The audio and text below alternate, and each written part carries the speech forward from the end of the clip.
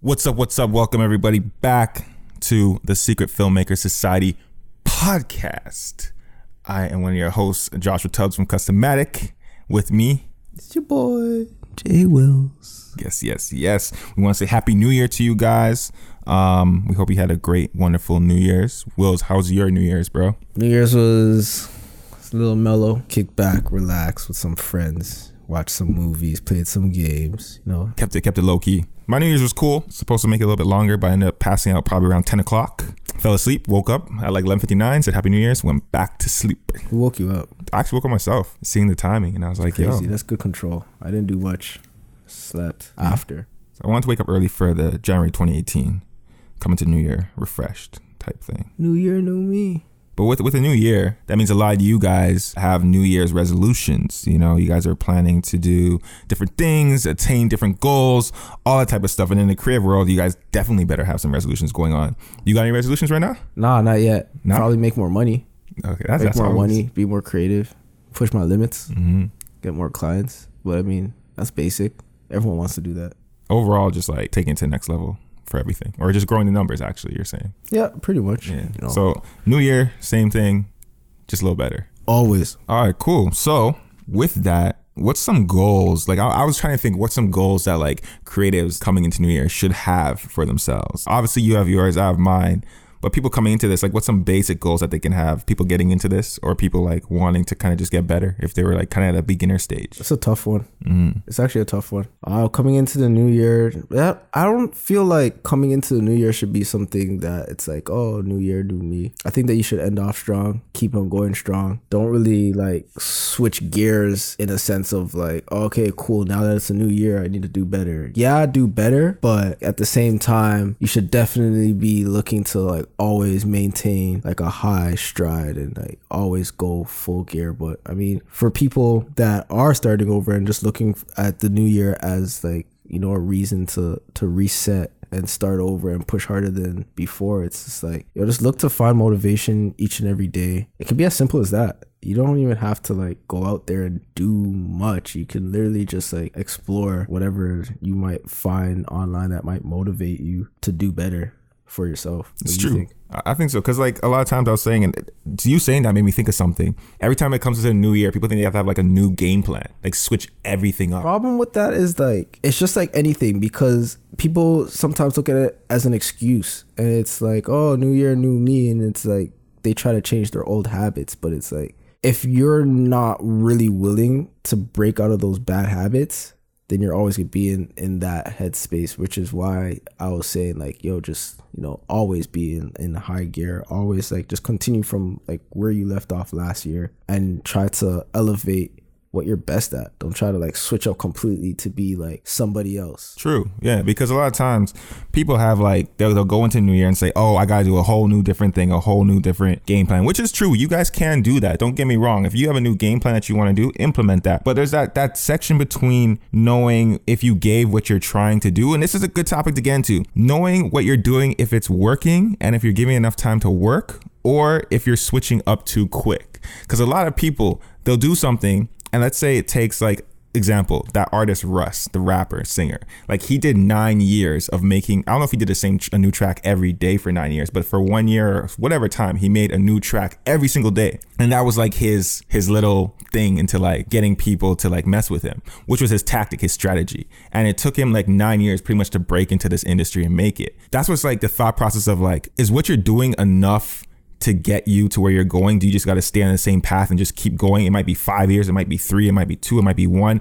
Or you guys might think, I did this for a couple months, let me switch it and do something else. That's where you guys got to figure out what you want to do. Because a lot of people think like that. They think that if they've only done 4 months of something, it's long enough, it's not working, and they don't have enough patience to stick on it longer, opposed to like staying true to the past, sticking to it. Like you said earlier with your New Year's resolutions, it's not really like right now, you said it's just adding more clients, making more money, doing more. It's just adding to what you're already doing. So you know what you're doing and you're pushing through it. While some people might be on the fence right now. If you guys are someone that's on the fence, that's like, man, is this working? Think, did you give it enough time? Did you? Because a lot of times people don't give it enough time to actually grow what they want to do. So that's the thing. I think patience is a good thing that a lot of people need to have this New Year's. And I think that's one thing that I'm going to really implement this New Year's, even though I felt like I've always had patience, I want to add more patience into my thing and allow. Yeah, exactly. I think it's about adding, reflecting on what you did best, and it's like doing more of what you do best. Yeah, finding like those gaps where you had like that extra time that you probably didn't need to do like the dumb shit that you were doing, and like just use that time to elevate yourself. Me personally, I play games a lot, so it's like, all right, cool. Let me like cut back on playing games and like do some more editing. Let me do some more shooting. Let me test out some shit. Let me like play around, be more creative, allow myself to explore more. I mean, just, yeah, I think exploring more, and that's like a really broad term that you could really like look into if you want to, but yeah, exploring, self-exploration, creative exploration, destination exploration, like all that type of stuff, you know. And I like what you said about the taking some things out that you do, like you're saying your advice, like you play games. It was funny. I came here and I pulled up and I was looking at something on the table, and I thought it was a monitor. This guy thought the Nintendo Switch was a monitor for the camera. I thought it was a monitor, and then I thought it was a drone operation tool. And this guy's like, "This is Nintendo Switch. You're so out of it." Like, that's the thing. Video games is not my thing, but I'd say my thing is like, I'll end up watching a lot of random ass YouTube videos where I get sucked into some random world on YouTube. I'm watching I think games became pranks. a thing because I'm a fucking tech geek. Anything tech, I'm like, oh, yo, how does that work? This is so sick. Yeah. How does the Command X work? All right, cool. Like, I actually use that shit to exercise my brain, to be honest. True. It makes it. No, that's true. I can see that. My hand-eye coordination is on point. Okay. But that's the thing. If you guys do have something that you think if you're giving too much time to this year, that you can like pull it back a bit and then just give that time to like creative exploration in general, finding inspiration and spending more time with just creating stuff. Yo, you guys will see a big impact in 2018, man. For real. That's our welcome to 2018. Get off your ass and start shooting some stuff. Get off your ass and start doing something. Yeah, man, and get into it. So this 2018, a lot of people are switching things up, switching up their game plan.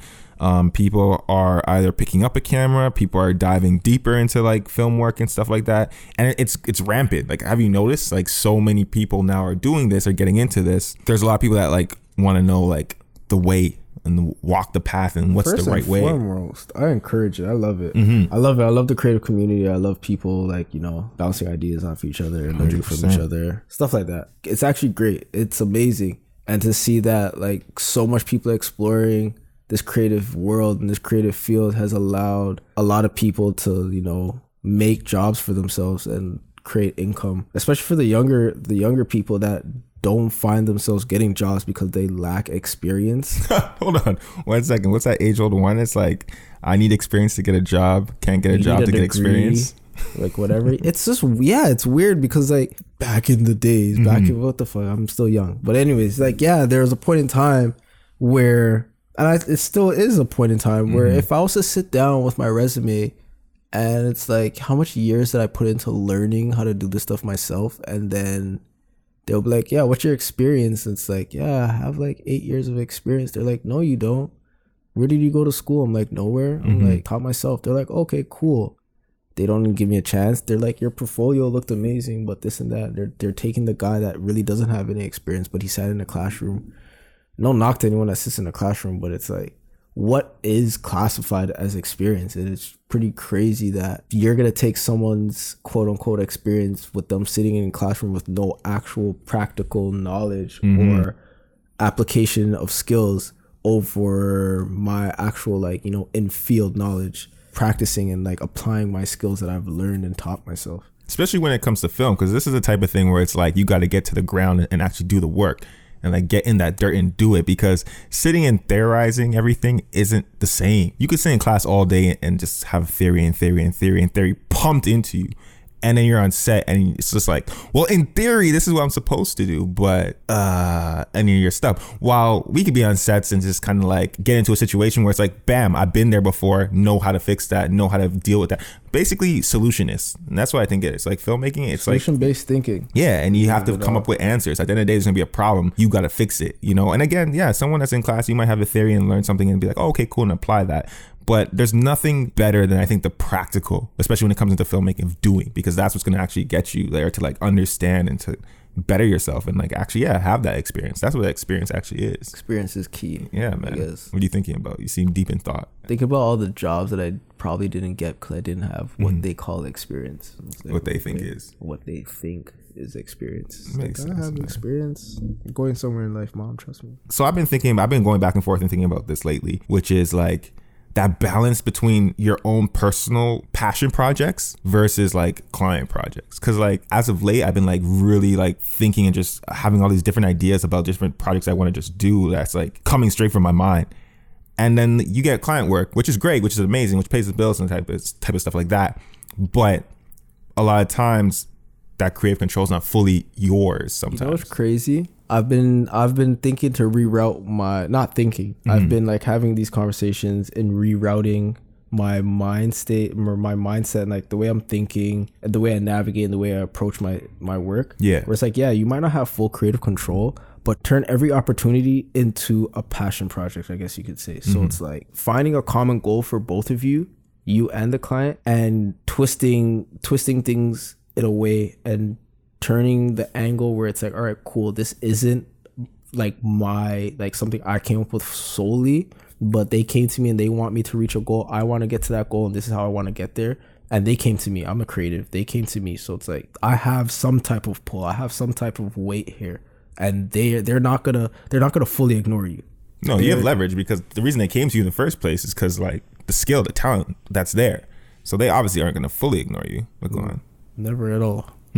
No, I just saw something. I thought we got featured already. 10 podcasts for your cinematographers and filmmakers. Oh yeah, we're on the list, guys. Just keep listening to us. See, but yeah, that's the thing, man. Like I've been, again, like you're saying, with the client and personal work. Like taking what's happening in there and finding a way to make it, I guess, a passion project in itself. Even though if it's something that they want you to do is necessarily not in the scope of what you want to do creatively, but like taking that as a challenge, I guess, is what you're saying. Yeah, you could always remold what someone gives you. You guys still reach the end goal, right? Yeah. So yeah, you just gotta take the opportunities. Like the corporate stuff is where it gets really hard. Yeah. But, there's those are like really let's just pay these bills. But there's always those opportunities where, like, say if someone comes to you and you're filming a space, you can find a way to narrate that space to tell a story that you want to tell. You can easily find a way to tell the story of how someone came to become who they are in that space. See, then that's like what my goal is, like telling stories or whatnot. So it's like try to find a way to mold this video into telling a story of how this space became what it is and how this person became who they are for this space and for themselves, I guess you can say.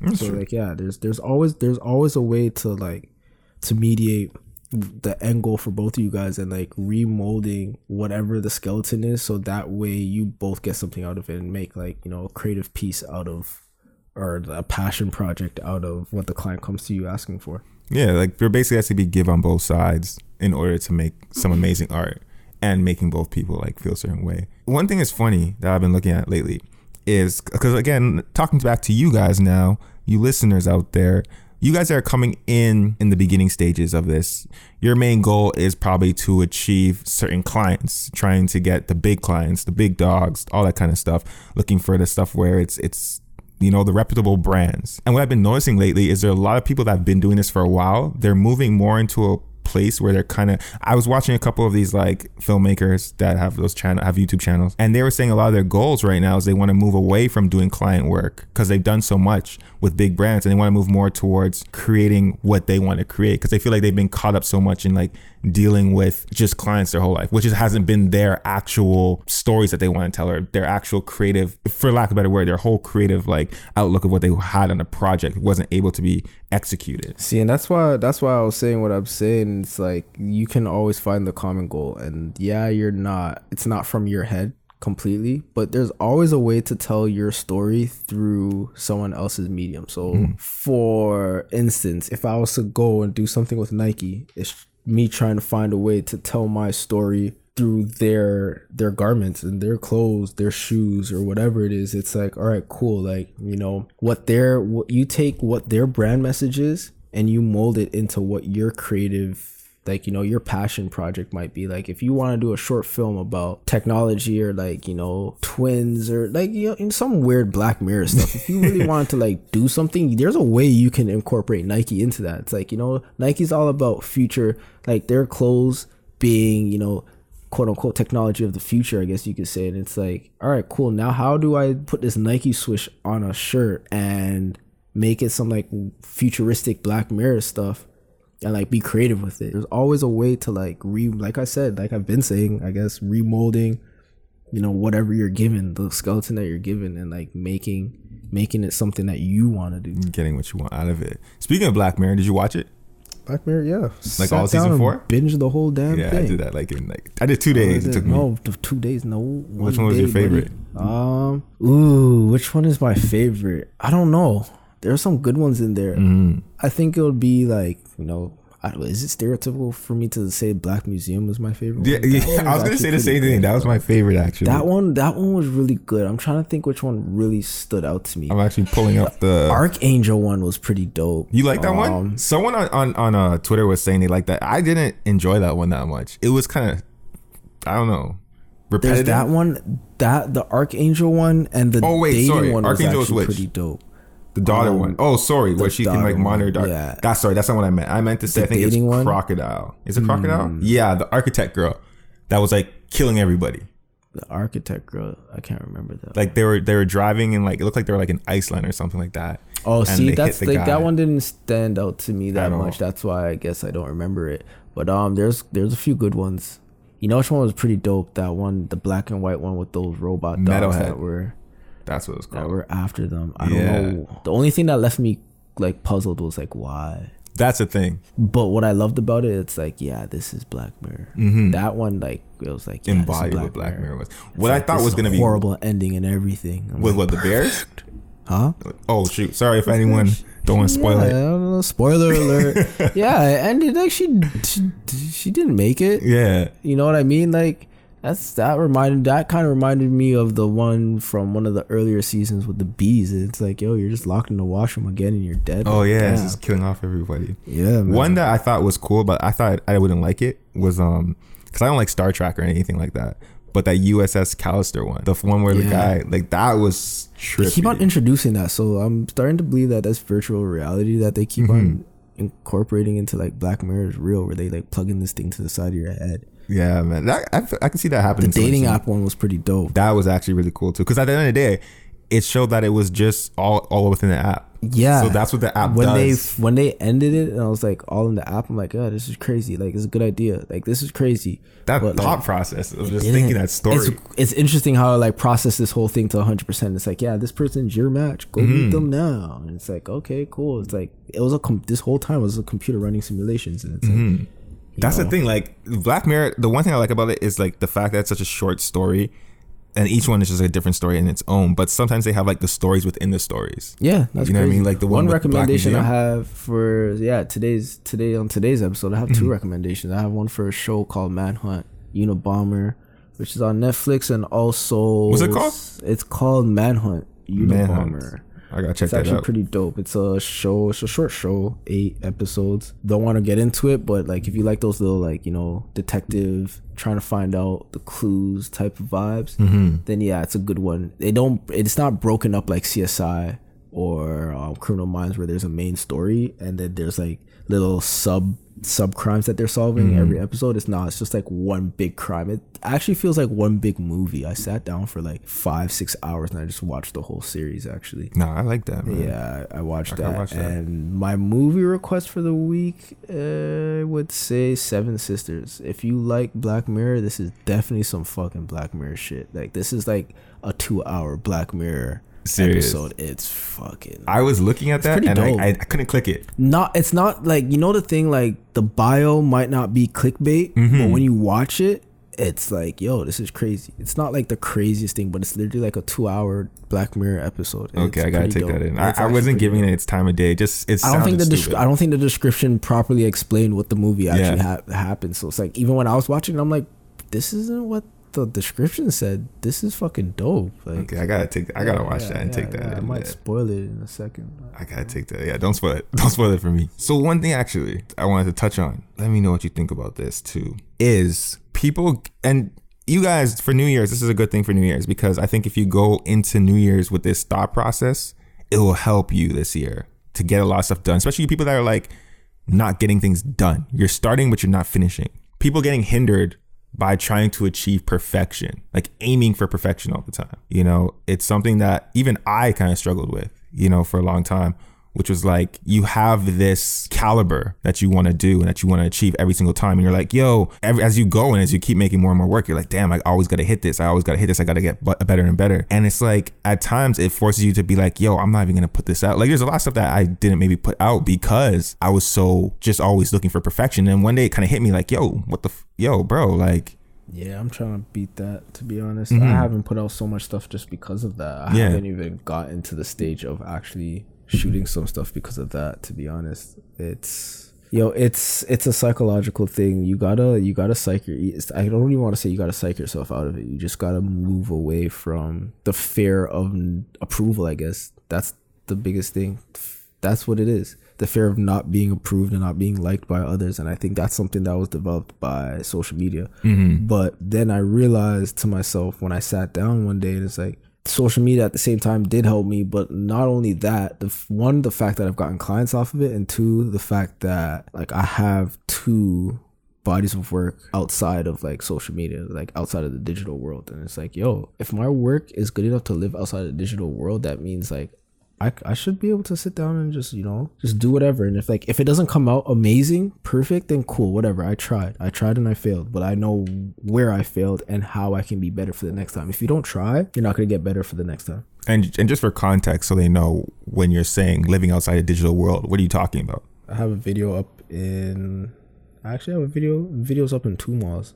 Two separate projects that were commercial based, but it's living outside of the digital world. It's not on the internet. It's on the internet, but it's also there for people to physically see. People are walking past it every day, and those are the things that are leaving impressions that aren't voted on, I guess you can say. Like, people might say amongst themselves, oh, I like that, whatever, but it's like, it's not something where it's not measurable, where people can look in their app and say, no one's looking at it and being like, oh, okay, cool, I like it because 500 other people liked it. You know what I mean? The whole thing with things living online, offline, and being able to survive, and just focusing on not looking for that approval for people all the time, because I think that's where it leads to. You're right, you hit it on the nail. Like, approval is the main thing I think people get sucked into. And again, like you said, with social media, it's art is the only thing that someone else has to kind of give it its like check mark for other people to be like, okay, cool. You know what I mean? Like, you obviously love your work right away. I can love my own work right away, but other people have to kind of give that check mark for it to be like, work.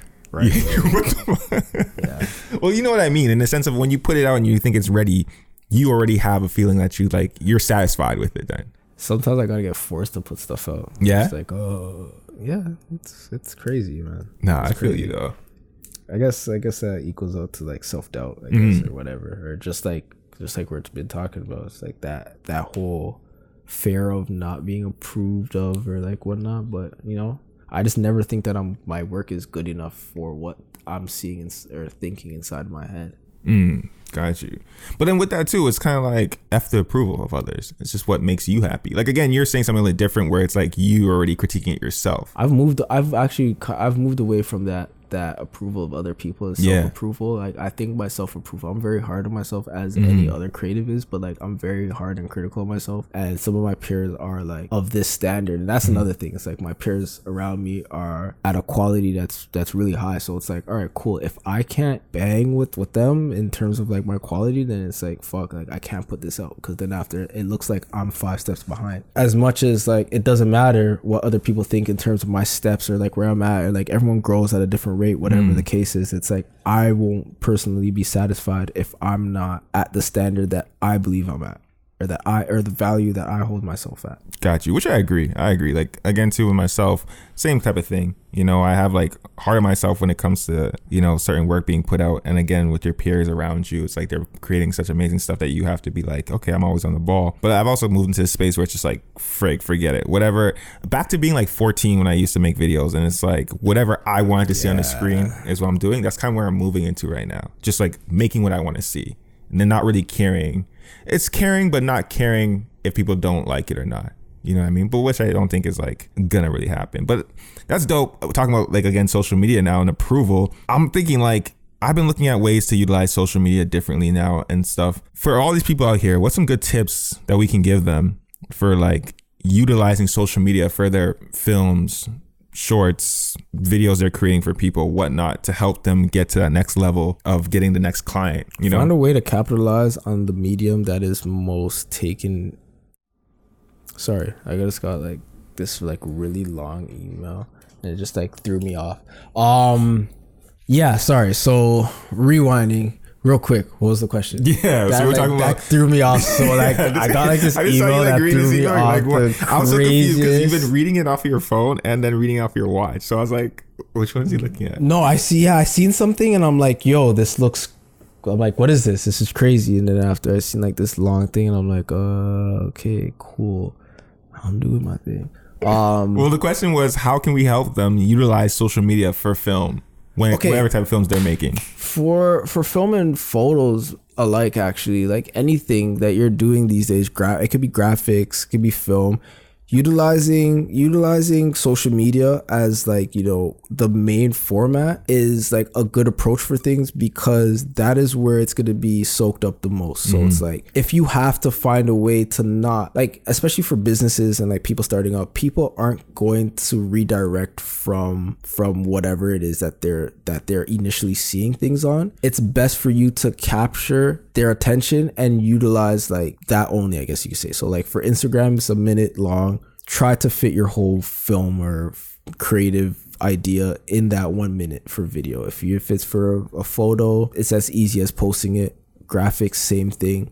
Being able to really tell that story in a minute, 10 slides, one photo, or one logo, one graphic, one painting, whatever it is, just capturing people without having them to redirect themselves from that platform. Keeping them in the same platform and digesting it there. You guys make sure you guys are writing that down. That's a really good tip because a lot of you guys I see putting links out for people to check stuff, which is fine. But at the same time, like Will's just said, a lot of people, I would even say too, people are lazy. They're not going to click the link to go sometimes. They want to stay within the platform. If you post something on Instagram and they're digesting it on Instagram, they're not going to want to go somewhere else. Not to use this word, but if you don't have clout, quote unquote clout, like no one's going to redirect. They're gonna want to continue to scroll and then timeline. You know, maybe they might scroll back up and then go check your link, but like they're not gonna want to leave. That's like saying, oh yo guys, I have this, if you want to check it out, come to this room. And it's like, no, but all these people have this room, all these things in this room. It's like, you know, perfect example. It's like if you're in a room and like everyone has a booth there and like that's where like, you know, everyone's able to bounce around, but like you have like this booth in this one isolated room. It's like, hey guys, come check it out. You know, no one's gonna come check it out. Exactly. Because like they're like, oh, there's so much things for me to look at and check out here. Why am I gonna leave to go check out one thing? But now it's like I said, if you have what they call clout these days, it's like, oh yo, come check out my stand, and they're like, oh shit, this guy has his own stand in his own room. You gotta go check that out, and everyone leaves and checks it out. You know what I mean? Like, but for the everyday person, the startups, and you know, people getting into like this, the everyday people. Yeah, that's like you gotta focus on putting it where the eyes already are, where the attention's at. Yep, makes sense. Yep. I would say my tip for you guys utilizing social media is and it's kind of plays off of the same thing Will just said. I would say is start utilize shooting natively for the platforms. A lot of times I even realized I was doing this wrong, and it's something I just started doing this year is like, again, Instagram stories. Like I started taking my Instagram stories and then taking it for what it is, like a story. So let me tell a small little story with it.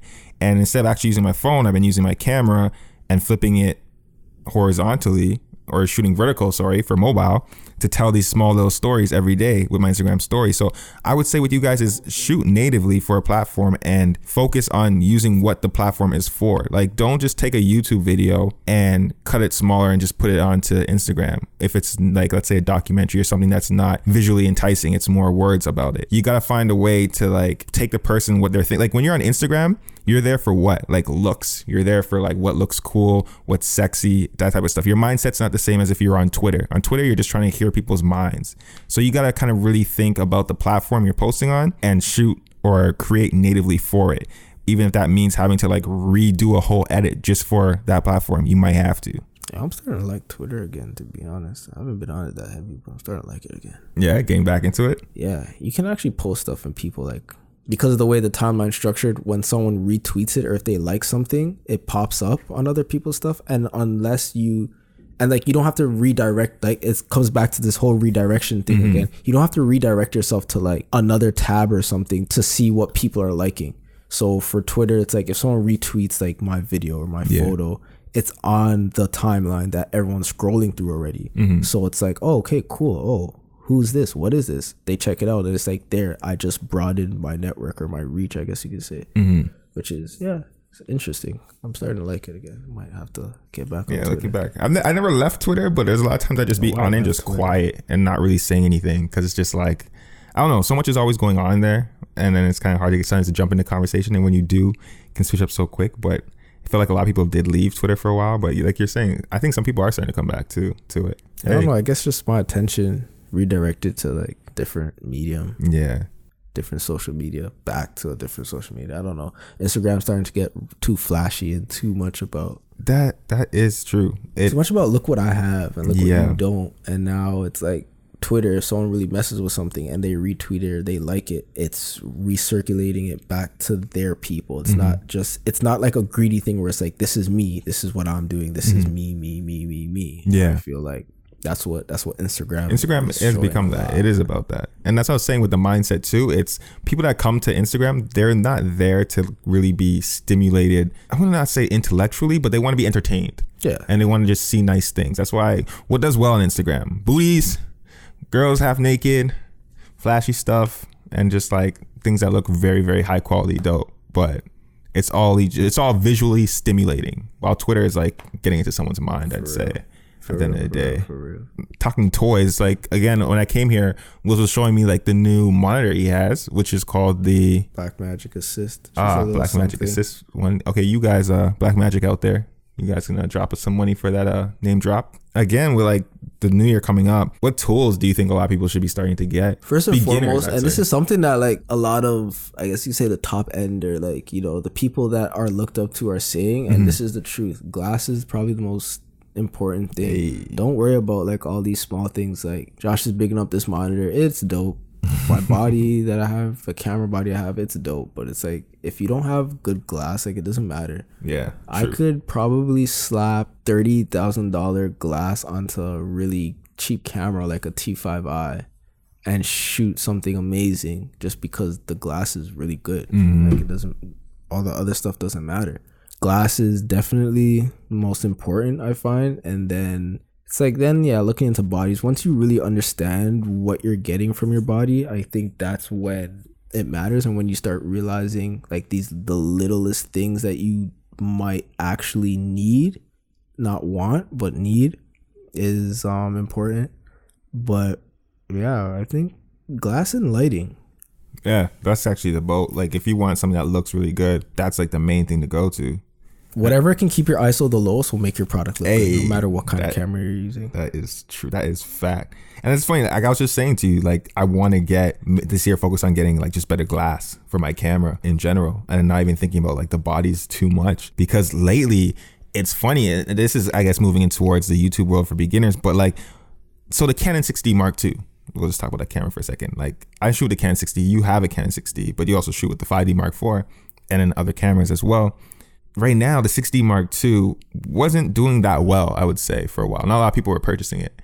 And it seems like Canon is now pushing that camera to a bunch of influencers. Because I've noticed a lot of influencers posting that camera and talking about it, which is fine, don't get me wrong. But it was like... I think they people out there, leave comments, correct me if I'm wrong.